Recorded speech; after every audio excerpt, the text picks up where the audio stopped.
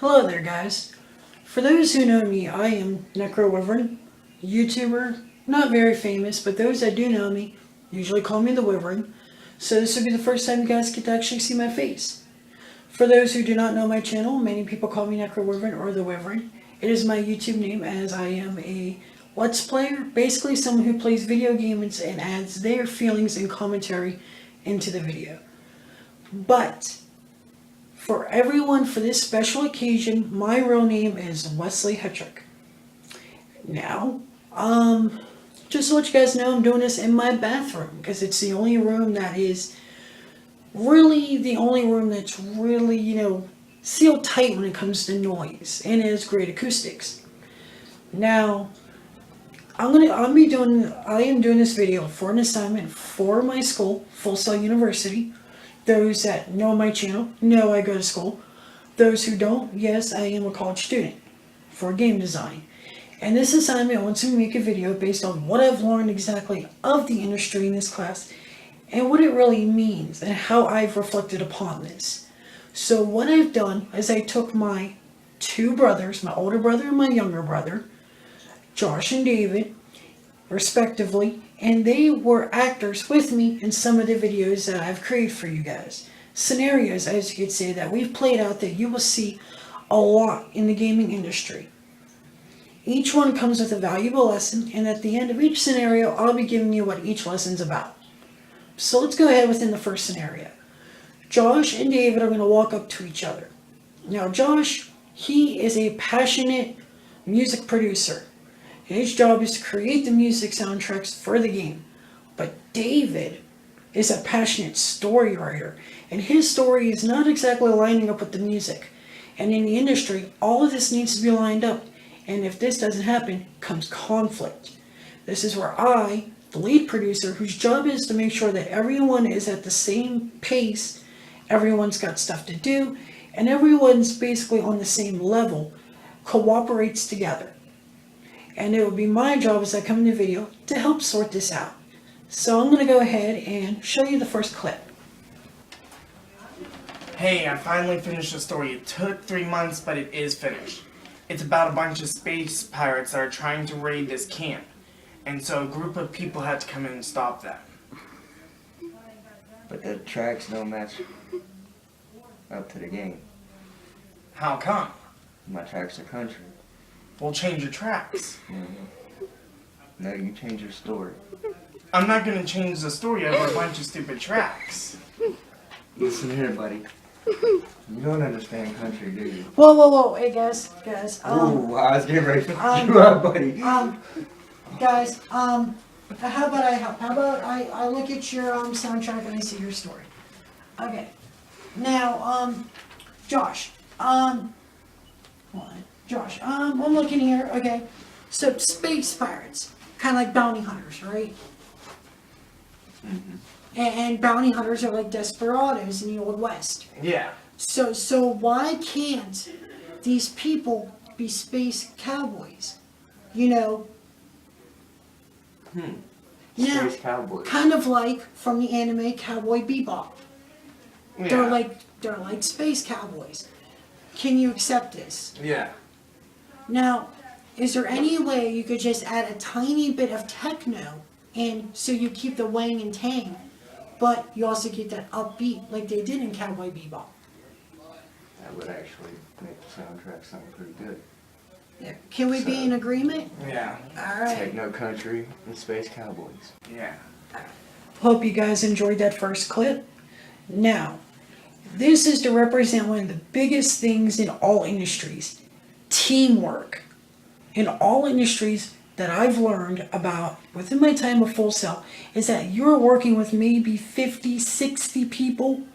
And so teamwork is very important. Teamwork comes down to three things: compromise, acceptance, and communication. And all three of these are needed critically in the game design or any industry really. That's because you're working with a team so massive, things come into conflict and you need to be able to compromise or communicate your feelings appropriately as you go ahead throughout the industry.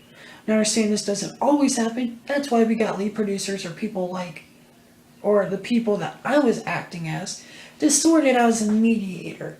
So, yeah, I'm going to walk around a bit with this. So, what exactly can we learn from this? You need teamwork. You're not alone. You don't need the weight of the world on your shoulders. And so this is very important for all of us to understand. Now, everyone needs to learn to apply these skills now, including me, which I have a hard time with teamwork because, to be honest, I am a man who tries to do everything himself because I feel like it's my duty. So, I said duty. There you go. Little joke for the video. So how can I apply these skills exactly now that I'm in school and afterwards as I get into the industry? One, in school, I can have better communication. I'm a very prideful person who has very great intelligence. So I need to let go of that pride before I walk in the door of the real industry. This includes students that I'm going to be working with, as well as the teachers and even the support staff. I need to be willing to sit there and talk to them all with a sense of equal grounds. This is needed because if you talk to them in any industry, if you talk to anyone like you're all high and mighty, they're going to put you down or get upset. And this is going to create even more conflict. Teamwork was one of the very first things we learned about in this class, and is probably one of the most important foundations as it comes into learning this. So, how exactly can I apply teamwork within the industry I'm coming up? Obviously, like I just said, you have to drop the pride. If you're so worried about the pride that you have, you're never going to get any work done. There's going to be more conflict, and more or not, you might even lose your job.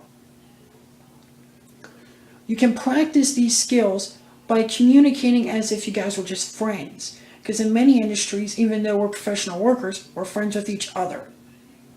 And just like I said in school, don't be afraid to go to teachers and work out a plan or something if something doesn't work out or if something goes wrong. These are the steps, probably the first and most foundation of a great industry worker is teamwork. So let's go ahead and start up our next scenario. In our next scenario, David is going to be playing a brand new entry-level programmer. This is very important because he has little to no experience in the industry, and Josh is going to be working as his upper class lead producer. I will be working as a publisher / company co-head, and in this video, Josh and David meet up with me. And as me and Josh interact with each other, David's going to have to introduce himself in a professional manner that makes me feel impressed with the work. Now, I'm going to go ahead and let you go and watch that clip, and then we'll be back when we're done. Ah, there goes Josh. How you doing, Wesley? I'm doing pretty good, thanks. How are you? I'm fine. Couldn't be better. Well, I've noticed a new face. Who's the young chap? My name is David Dellinger. I'm new here. Here's a flash drive with my portfolio on it and a list of websites you can find me on. Interesting. Social networks as well? Yes. I cannot wait to see your work, knowing that it is our lead programmer, Josh, who recommended you. I can notice a lot of good things from you. Thank you for introducing yourself. I gotta go, Josh. Got an appointment with the publisher. So did you guys enjoy the little clip? To be honest, that one was directed by me. I did the little camera work in that one. But besides that, this one teaches us the quality of networking and communication. Not just with your peers, but with other people on a professional tone. Now, networking and communication go hand in hand, because networking is the act of putting yourself out there and showing what you can do for companies on a social media or web style basis. However, even though the industry of the web business is getting so big and now everyone's doing this, I feel we still need to keep the priority of face-to-face communication and face-to-face professional communication in there as well. Because you're not going to be talking to your lead programmers or your producers on email all the time. There will be some face-to-face interaction. Networking comes in two ways. Either in the web or getting yourself out there in person. Now understand that in the web, this could be anything from Facebook, YouTube, LinkedIn, anything that is a form of social network that you can ship what you've been working on and how you've been working on out there. However, though it is a social network, you've got to keep it professional. Nudity, profanity, drug or controlled substance abuse, keep that on a low or on public or even on a different profile of what you're using. Try to create a more professional page, because believe it or not, a lot of people will not get into the industry just because of this. What you see on the social media tells you about them as a person. Now, communication up front is even similar. Yes, even though everything's online, just like how David did in the video, USB ports or flash drives are easily able to get through and so you can see. When it comes to professional communication, again, you want to stay formal, yet in a form of casual. Your first time meeting them, as you see in the video, David was very nervous, and that is okay. A lot of businesses understand this. But you still want to keep a professional manner while doing this. Handshake, eye contact, and body language speaks a lot about the person. Now, how can we apply this skill now, as I'm in school, or in the future within the industry? Simple. I could practice my communication with my teachers over emails. And as of networking, I've already made a LinkedIn account, which probably doesn't have anything on it right now because I made it at the last moment because things have been crazy. And I'm still a little leery on Twitter. I'm not sure if I want to make a Twitter. And I want to try to get Facebook back up and do what I can. But right now, since I don't have my own computer until my launch box comes, that might be a touch and go and do as I can. But applying the skills for networking is very easy. Make something, even if it's using a help custom program, and post it on Facebook. Show people what you do. That's part of your portfolio.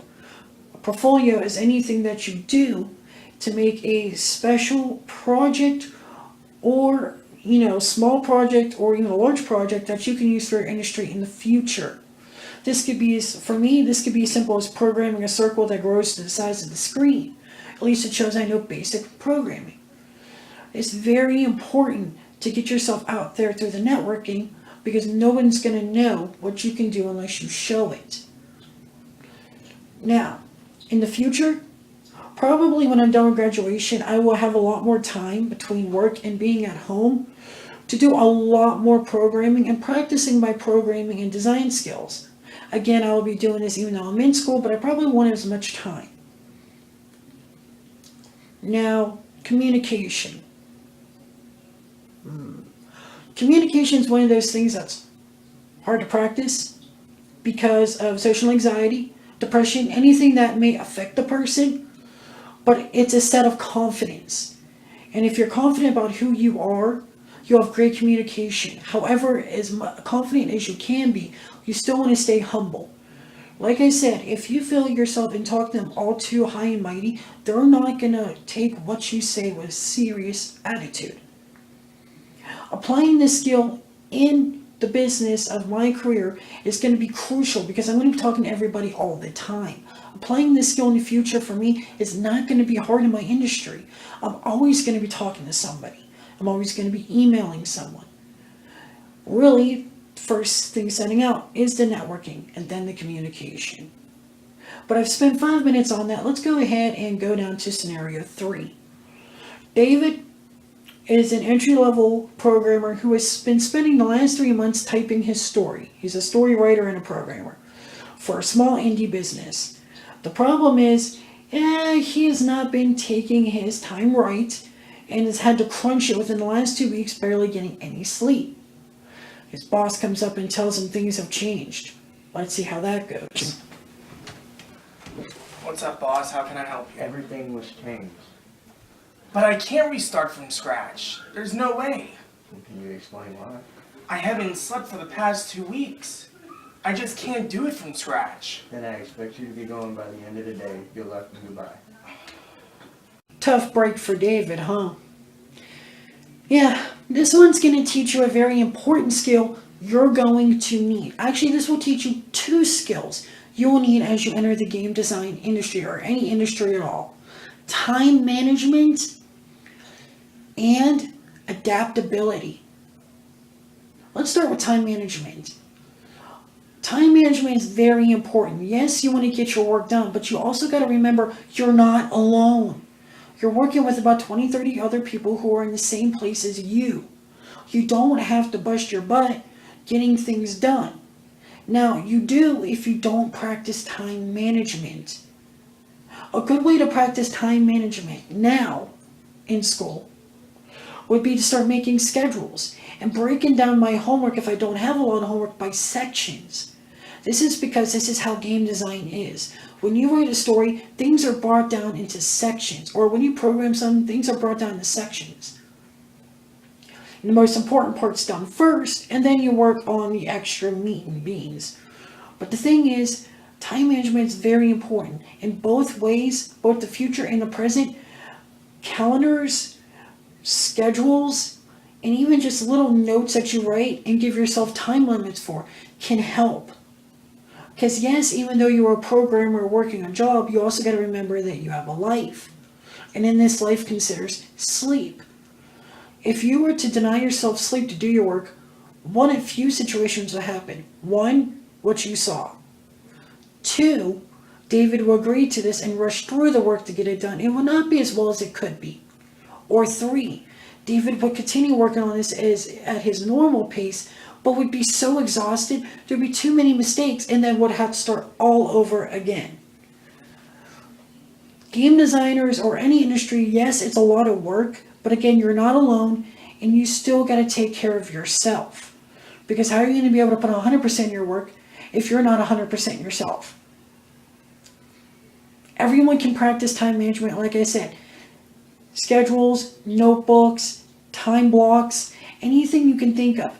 And if you don't got a lot of work to do, break it down so you're not overwhelmed by the work. Make little goals that go up to your big goals. But I think I'm going on 2:30 for the time management. Let's go ahead and talk about how to apply the skills of adaptability and why it's important. In any industry, not just game design, adaptability is crucial. Something always happens, or something can always happen, whether there's not enough money, not enough workers, not enough resources, and we have to start all over again from scratch.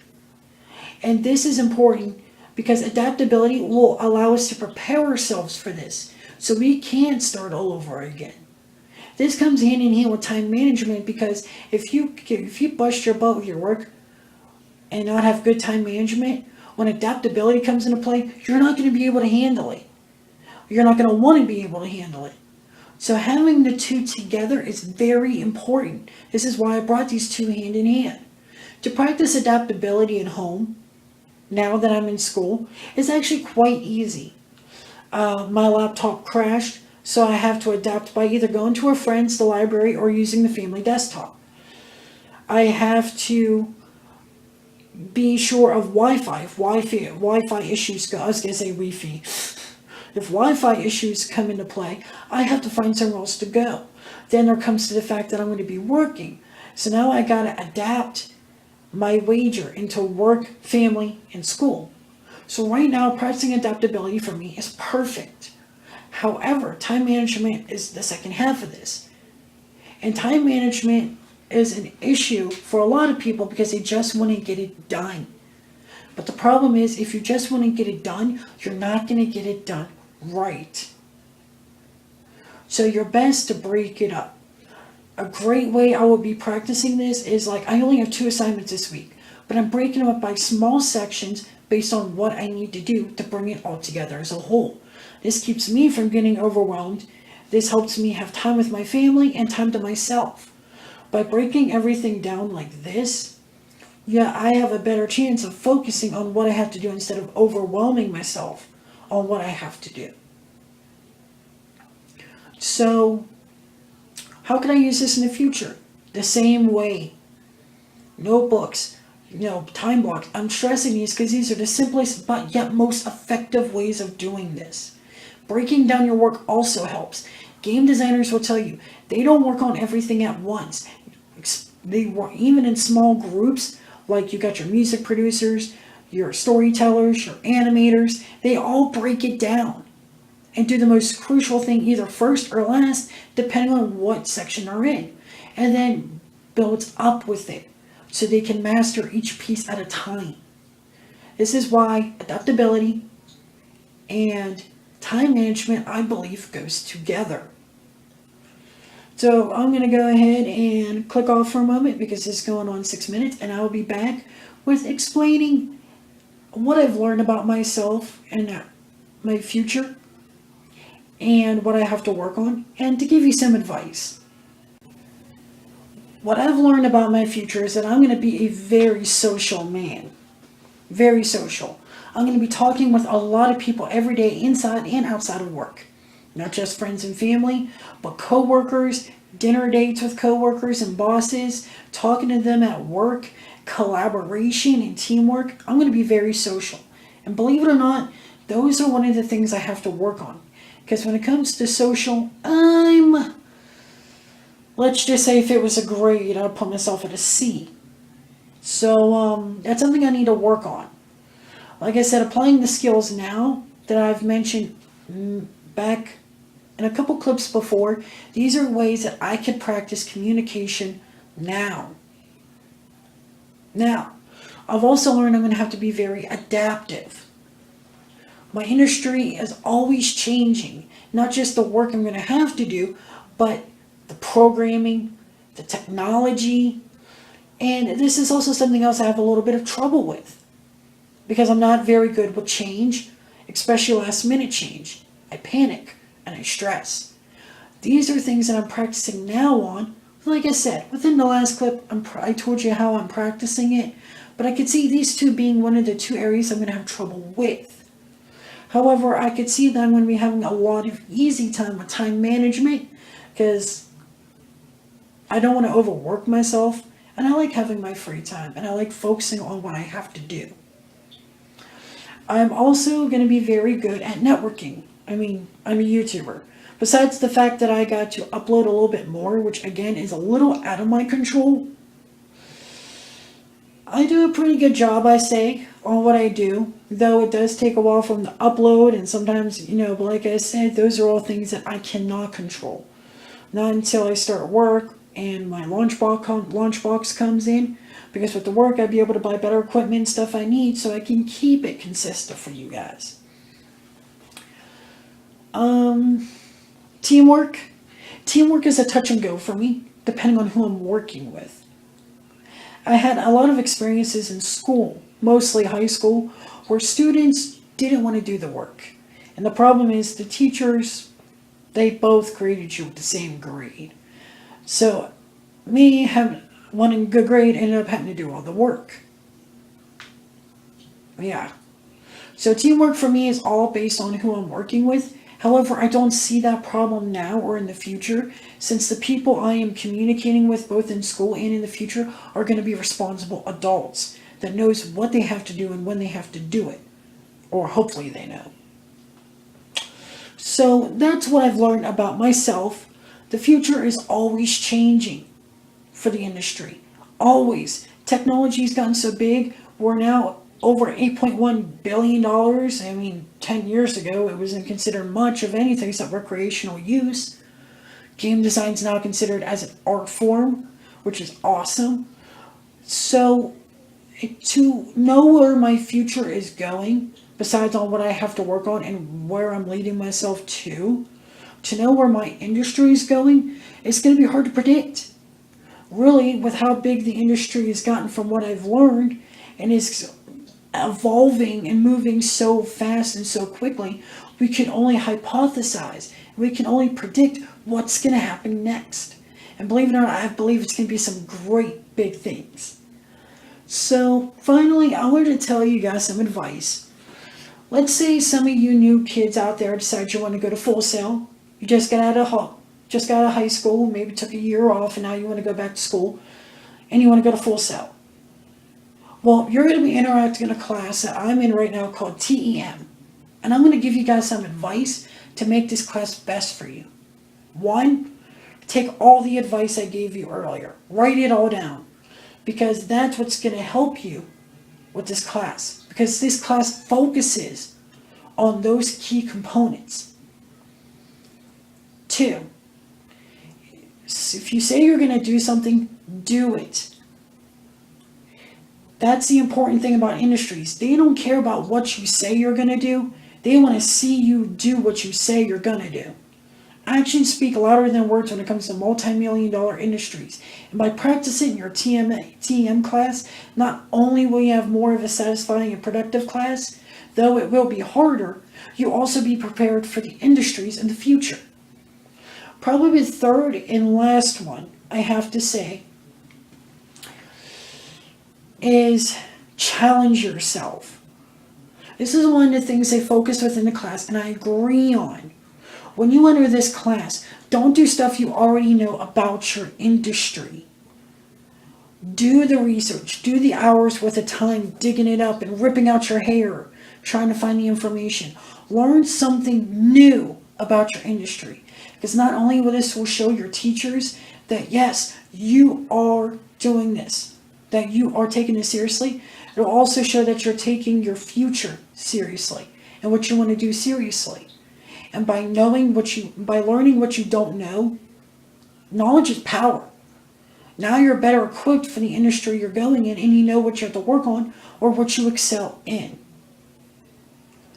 Finally, like I said, with that one, that's probably the final one I can give you. But there's a reason why the last two are important. You're putting over $14,000 a semester in this school. Do the work. If work was money, you better put $14,000 plus worth of time into this work. No, I ain't telling you to work 40 hours a day or 40 hours a week, maybe 40 hours a week, depending on how well you're at your work or what you're doing. But take your time. Do something that challenges yourself, that challenges the teachers. Do something that the teachers want to do. This class wants to learn about what you know about your industry by what you researched. So if you only go by what you know, yeah, the teacher may not know this, so how do they know you did the research? But you know. And so you're cheating yourself out of the $14,000 plus you're cheating yourself out of your dream and your future. By working hard, you show that you care. Not just about the money, but your dream and your future. And that's what Full Sail is all about, is by helping serious people push towards their future. But I think this will be all for now, guys. So, for those who watch my YouTube channel, this is the Wyvern signing out. For those who do not, this is Wesley Hetrick signing out. Hope you enjoyed the video, and hopefully, let's just hope that you all learned something today about the industry. Later, guys.